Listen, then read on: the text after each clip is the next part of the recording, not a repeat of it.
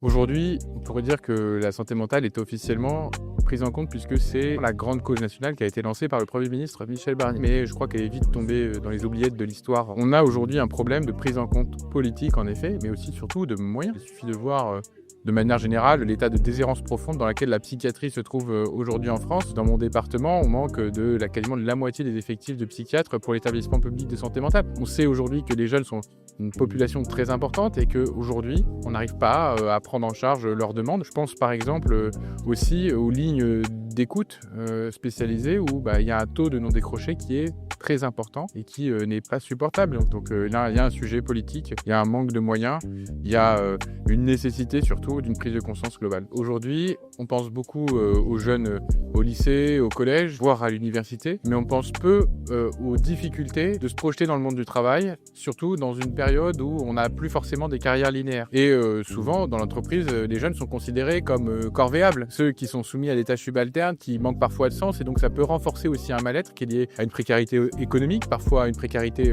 affective, parfois à des difficultés aussi matérielles et financières, mais qui sont liées par exemple au logement. Avec la hausse des prix du loyer, en fait, on ne va pas vivre dans de bonnes conditions chez soi. Et donc, dans l'entreprise, on aura aussi plus de mal à vivre bien si on n'a pas non plus d'espace de repos. Donc, tout ceci, en fait, mis bout à bout, contribue à un mal-être des jeunes travailleurs qui, par ailleurs, ont des aspirations un peu différentes de celles de leurs aînés, et notamment le souhait peut-être de pouvoir profiter de la vie, et notamment comme ils ont des enfants de plus en plus tard, ça génère aussi d'autres horizons d'attente, notamment en termes de découverte, et c'est plus simplement le travail comme salaire, mais le travail aussi comme quête de sens, et c'est peut-être là où il y a un sujet à creuser, parce que c'est peut-être chez les jeunes qu'on a le moins de sens dans les tâches qui leur sont accordées. Le jeune, c'est pas simplement celui qui fait la tâche dont on ne veut pas. Ça, c'est un vrai sujet. Et puis, changer les rapports humains dans l'entreprise, je pense qu'il y a une quête de reconnaissance aussi, et pour celui qui ont d'une certaine manière une responsabilité là-dedans. Mais là, c'est quand même d'abord une question de culture économique et de